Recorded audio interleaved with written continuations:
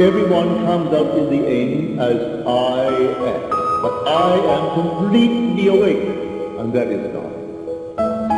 So when you meet all these characters of the Scripture, they're persons, but you will know, if you see it all in your mind's eye, they're all states personified. And we have taken the personification to persons.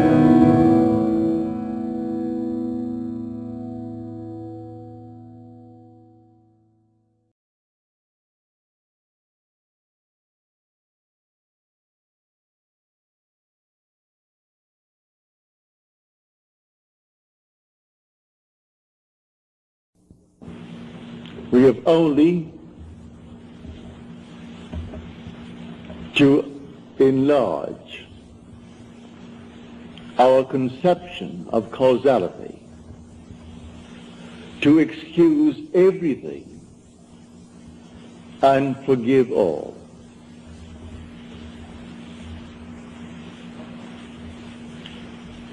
Now let me just state one little thought from Scripture first, before we unfold it. As we are told in the 25th chapter of Genesis,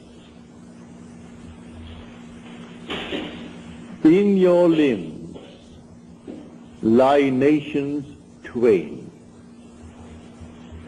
rival races from their birth. One the mastery will gain, the younger or the elder reign. The first one is the sense man. I'm now looking at this room and all within it, and that is the sense man. My normal apprehension of corporeal objects, just like this room and the contents, I call sense perceived. That which is not present, and yet I perceive them, I call that imagination. That is destined to rule. That is the second man, the Lord from heaven. The first man is of the earth, a man of dust. The second is from heaven. So here we are in this world, and this is the world of this dual state within every child born of woman. And so we have the physical man, the man of dust, and then we have the spiritual man, the man of imagination. That is the immortal man. When I see this picture of the duality of man and how all things are created by this hidden man, I forgive everything in this world that the physical man does. For the physical man is only a state. One being is playing all the parts. The part played by the thief is the same being playing the part of the judge who judges the thief. The part who is the murderer and the murdered, these are parts, but the being within is one. Now let me explain it first in the beginning with a simple story.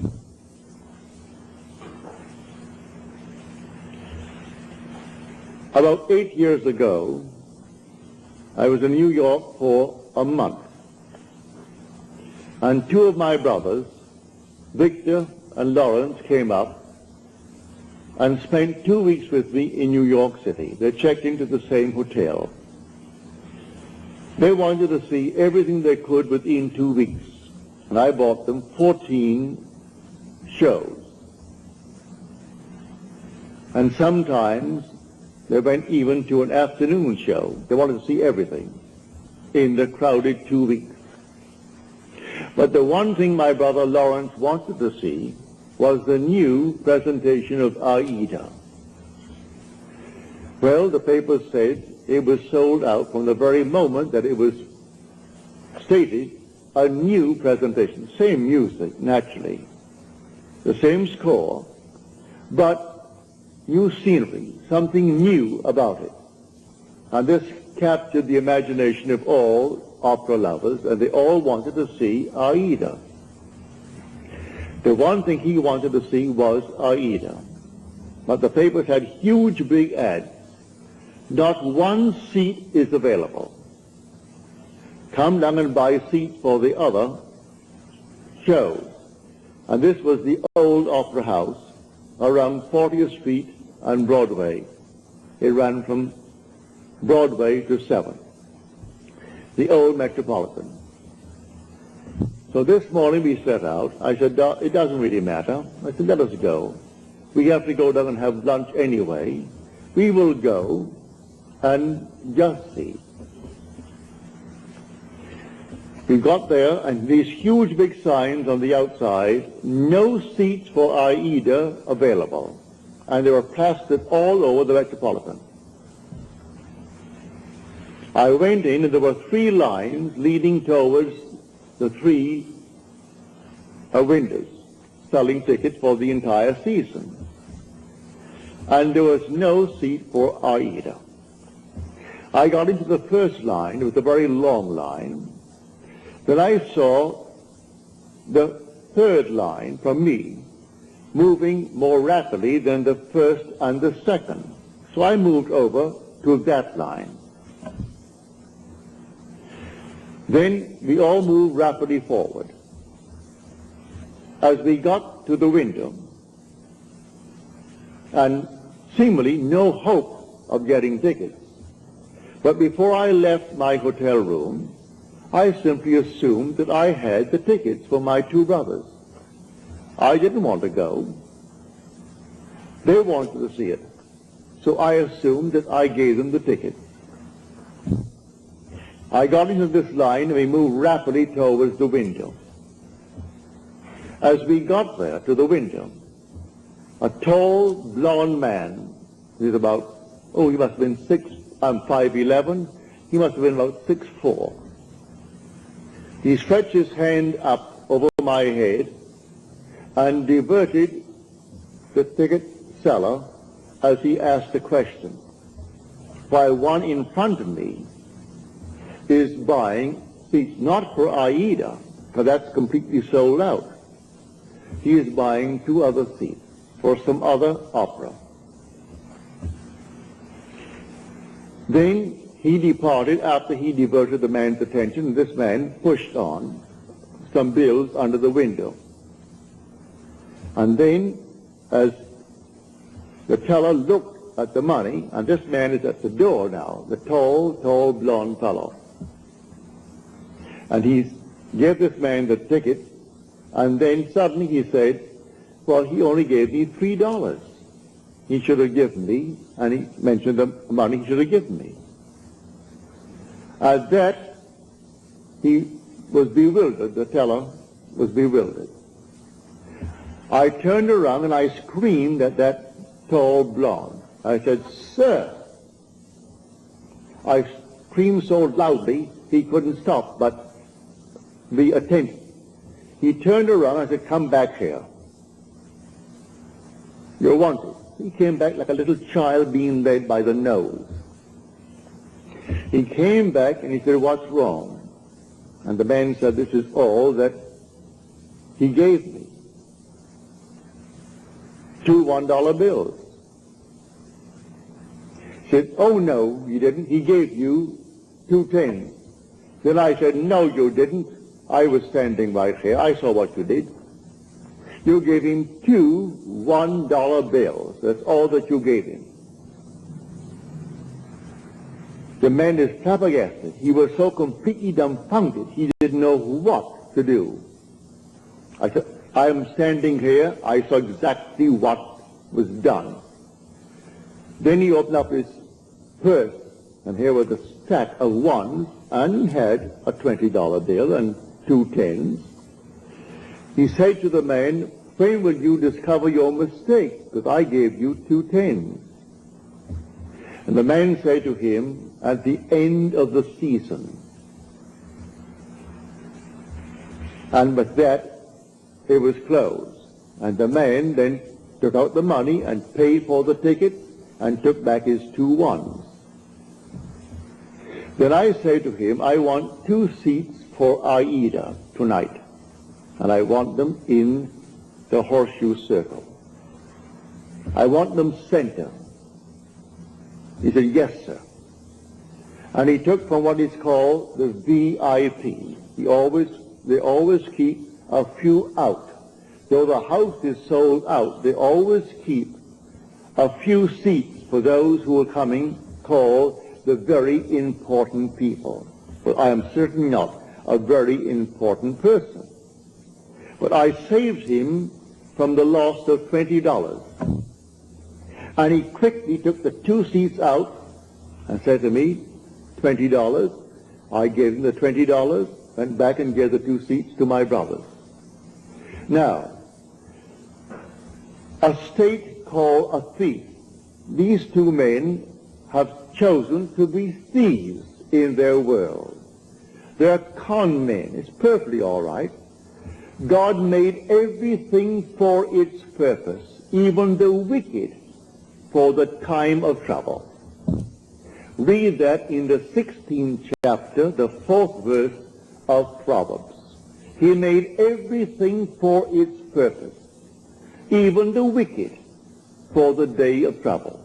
Well, the day of trouble may not be a war. I was troubled. How to get these tickets? That's a moment of trouble. And I simply assumed that I had them. And I simply played my part in my imagination before I left my hotel room, that my brothers are going to see this show this night of Aida, the new presentation of Aida. Then 2 who have already given themselves over to the state of a thief, they had to actually come right into the line. I took the first line, then I moved over to the 3rd line because I saw it moving more rapidly. So he comes over to the 3rd line and plays his part beautifully. If he had not done what he did, I would not have received those tickets because I am not a very important person. But the man looked me in the eyes and said, here is an honest man. As far as he is concerned, I am an honest man who saved him from losing $20. And so he quickly took out the 2 seats. I paid for them, naturally, didn't give them to me. I was willing to pay for my seats, but you couldn't buy them. All over the place, sold out, sold out, sold out, all over the Metropolitan Opera. You could paste it on the walls, and in a huge big ad in the paper, Aida is sold out. And I went that day and got those seats right in the circle, in center row for my 2 brothers, because one man played his part beautifully. He had given himself over to a con man. He finds it easier to make a living being a con man. There are those who are pickpockets. There are schools that teach people to be pickpockets. Do you know that? They come right out of the school and go into a profession. All right, that's their part. They play that part. Now you play your part beautifully, and one of them can be instrumental in getting you what you want in this world. So I wanted 2 seats for Aida. Were it not for a con man in that world, I would not have had those 2 seats.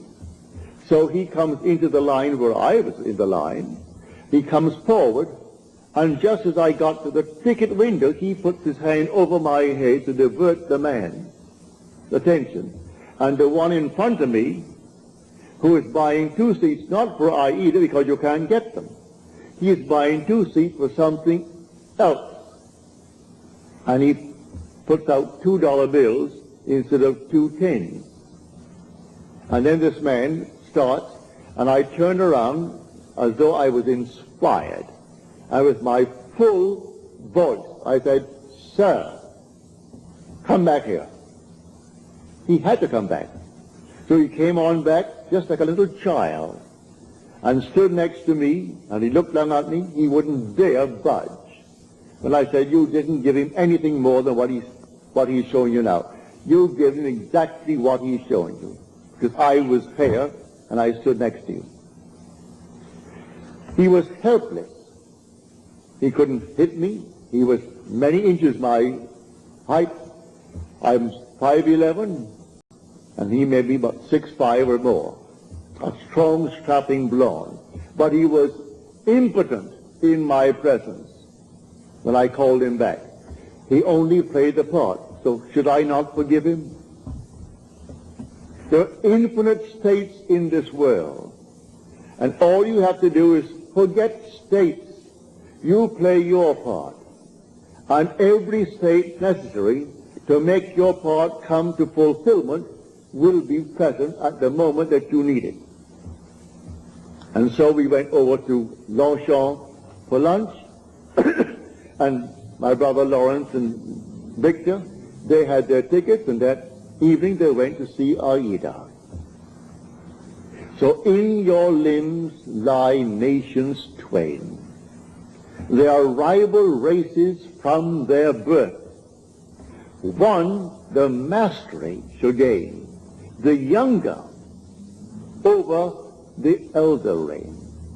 And the younger is the second, and the second man is the man from heaven. And that man is your own wonderful human imagination, who is God. And there is no other God. That is the Lord from heaven. And the outer man that clothes him, he is under compulsion to fulfill the commands of that inner man. But everyone is falling into states, infinite states. To understand this world, you must think in terms of states. And so he has made everything for its purpose, even the wicked for the day of trouble. And so use everything, but you don't have to think of which one will do it. Forget it. Who will play the part? I never saw that man before. Never saw his partner in the little crime before. That was their choice in life. There are those who have chosen to be pickpockets for the rest of their lives. So if they're caught in the act, all right, that's part of the game. They've chosen that part to play. There are those who have chosen their part to play, like Mr. Hoover, who just departed this world. He chose that part. And there are others who chose other parts. Either wisely or unwisely, we fall into these things. But when the inner man begins to awake, he selects his part wisely. It's entirely up to us. So I tell you, everything in this world that you want to be, you can be, if you know that there are only states. You move into the state because the occupant of the state does not differ from the occupant of any other state. The one who played the part that day of the con man to get 2 tickets for $2 instead of $20 and go on the street and sell them for $15 and make himself a quick few bucks. The same occupant is God. God is playing all the parts. So all we have to do is simply to expand a little bit our conception of causality, to actually excuse everything and forgive everyone in this world. I forgave him because he actually was instrumental in getting me the 2 seats for my brothers. Were he not playing that part at that moment, I would not have had the seats. But before I left my hotel room, I simply assumed that my brothers had their seats and they were going to see Aida, and they came home thrilled beyond measure. So we went down, and seemingly no hope. I wasn't concerned about any hope. There were 3 long, long lines. After all, you're selling not just for the show of the night. You're selling for the afternoon show. you're selling for the evening show and for the entire season. And buy a month in advance, 2 months in advance. They're all there. And so here are the lines. And there are 3 lines and 3 windows open. And what caused me to move to that moving window? The Father in me. He knew which one is going to play what part, because they're all in states. And myself is fully aware of all the states in the world. And if you can play a part to aid me in the fulfillment of my dream, you'll play. And so if I need a thief, there must be a thief somewhere. He was a thief. And he played a far better part in my getting the ticket than if he were an honest man. If he came up and played the part of an honest man, then the man would have said to me, he wouldn't know me, I'm not an important person, and so we have no tickets. Don't you sign? No tickets available. It's a sellout. But it was not a sellout, and a thief made it possible for me to get my 2 tickets. So when you see this, you forgive every being in the world. Everyone. Should I not forgive that man who tried to rob that teller of $20 when he did for me what no one else could do? I could go to all the brokers in New York City, and they couldn't get me 2 seats. I could go to anyone, and they couldn't get me 2 seats for my 2 brothers. And I wanted them to have the joy of seeing the new presentation of Aida. So I went myself prepared in my imagination that I had 2 seats. And it took a thief to be instrumental in getting me the seat. Should I not forgive him for the part he played? He went to the door, this tall giant of a man, looked back at me, but he wouldn't have the courage to come up and slap me. There was something in me that dwarfed him in his own mind's eye. So in spite of his height and his bigness and his strength, he couldn't dare strike me, for I was speaking from a different level of consciousness altogether. So I didn't condemn him. He played the part he had to play, and by playing it, I got the seat. So all we have to do is simply to widen, just widen a little bit, our conception of causality, to actually forgive all in the world, to excuse everything in the world. They're playing their part. So tonight you want a bigger job, you want more money in this world, you want, and you name it. Well then, it may be a thief who is going to aid you in the getting, without knowing he is doing it. Don't judge him, don't condemn him, just simply you go forward knowing that I have ways and means that the physical man knows not of. My ways, the inner man's ways, are past finding out. And you simply go forward in the assumption that you have already achieved what now is only a wish as far as the world is concerned. But you enter into the wish as though the wish is already fulfilled. So tonight is a practical night. Do you know this night what you want? Really what you want? Well, if you do the same thing I did in getting the 2 seats. Do what I did when I was locked out completely from marrying the girl I wanted to marry. I simply assumed that she slept there, I slept here, and I went sound to sleep, and in 1 week, my wife did an act which certainly I must forgive. In the eyes of the world, she is condemned for taking what she did not pay for. And yet because of that act, I got my freedom. Then who is the culprit? Am I not? If there's any culprit, I am. If there is any culprit in this world, it is God. There is nothing but God. God is doing all in this world. He created everything in this world. And so if in me he is the second man, and the second man is my imagination, and that is God. For man is all imagination, and God is man, and exists in us and we in him. The eternal body of man is the imagination, and that is God himself.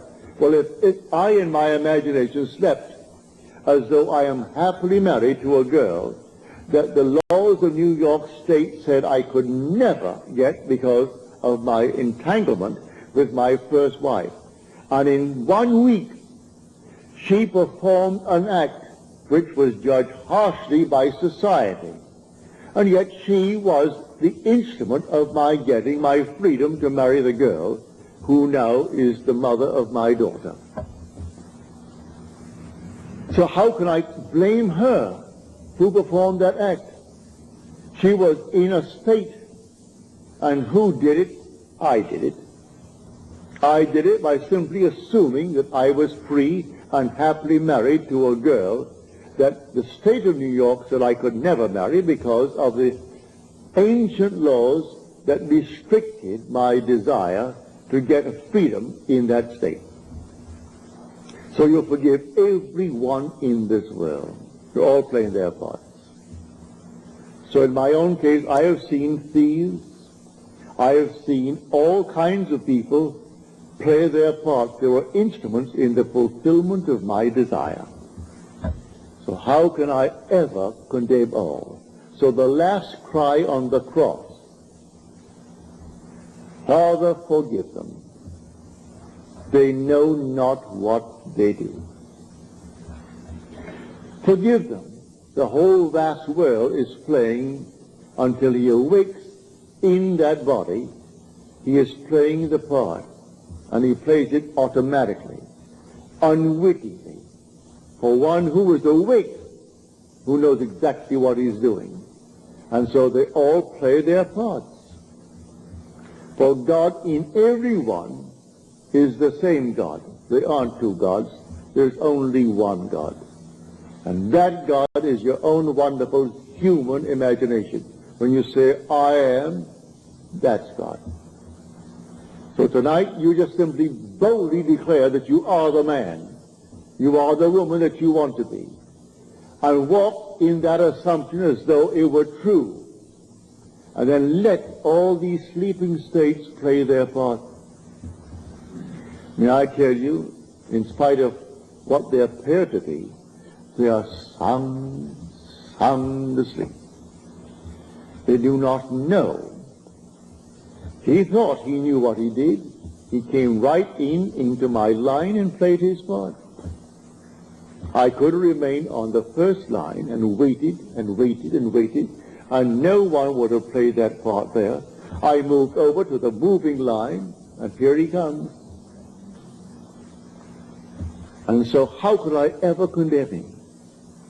How could I ever in any way feel other than thankful? I would say to him, thank you, because you played the part you had to play like a play. So someone comes in on the play, the curtain goes up, and here comes the monster. And he plays it beautifully. And the audience hisses and condemns him. If there's any condemnation of the part, where is the author? Send for the author, for he wrote the part. And the author, if there's any praise, give it to the author. Any condemnation, give it to the author. I know I played a second part, on a play on Broadway. And if I didn't get a hiss when I came on, if they didn't hiss me, I felt I wasn't doing well. But I would say 99% of the time, as I came on and started to play my part, the audience hissed. Then I knew I was really on my toes. I was playing the part well. Because I was a cat in that part. And they couldn't restrain themselves, especially with the matinees, when they had children there. Lots of ladies and children, and they could not restrain their emotion, and they were hissing. Well, then I knew, Neville, you're getting over all right. So I was thrilled with their hissing, because I was playing only what was written for me to play. So, in this wonderful world of ours, we are infinite states. And everyone is in a state. But the one being in one state is the being in all states. There's only one player. God only acts and is in existing beings or men. He is in all the states, and his name in all states is I am. So someone chooses the part, and he wants to be, well, a thief. He finds it easier, he thinks, than getting up, going to work, and punching a clock, and punching it out. He feels it's better for him to live that life, all right? So he's chosen that part if he does it deliberately. Or he might have fallen into it through habit of others, and then it's unwittingly, all right. But he will also pay the price. That is the thing he has to consider. He'll pay the price because the part has a price with it. But in spite of that, he can be used in the fulfillment of your dream. But this thing that happened, I would say about 7, 8 years ago, it was so forceful in my mind. My brothers thought that I was very courageous with this giant over my head to do what I did. It wasn't any courage. At that moment, I saw what he did. And when I said to him, you didn't do it at all. I saw what you did. You stuck $2 there, and there they are. You didn't give him any $10 bills. He opened up his purse, and I saw all these ones, oodles of ones, and then a 20 and a couple of 10s at the side. And then he pulled out the 10s and gave them and took his 2 1s back. And then he went back to the door with the other partner of his and looked at me as though he could have killed me, but he didn't have the guts to hit me. He couldn't. If I were that big, he could not have struck me, because I was speaking on an entirely different level. And on that level, when I knew I was going to get my seats, that's all that concerned me, here comes the 2 seats. And the man said, yes, sir. He treated me as though I stood before him as the president. And he thought, now here was an honest man who saved me $20. I'm only playing the part. I only wanted 2 seats that night, because that's all that my brothers could give, because I had all these seats bought for them. All the shows on Broadway at the time within 2 weeks, and they went night after night, and matinees and everything else. Got it right up to their heads in shows. So I'm telling you, if you know of this dual being within you, in your limbs lie nations twain, rival races from their birth. One the mastery will gain, the younger over the elder reign. Now see that younger one actually reigns, and the younger one is your imagination. The older one is your sense man. The facts, these are the facts of life. What is my bank account? And I owe more than the bank account has in it now? Well, now that is Esau's judgment. Now, Jacob puts in 50 times what is there now. In my mind's eye, I have deposited 50 times more than is there. How it's going to happen, I don't know. I don't know any more than I knew that day when I started off for the Metropolitan Opera, how I'm going to buy seats. When the papers tells me you can't buy a seat, huge big ad, save your time, don't come. All other seats are available, but not for Aida. And I go down only for Aida, and I get them, because of a seeming thief played by the part of God.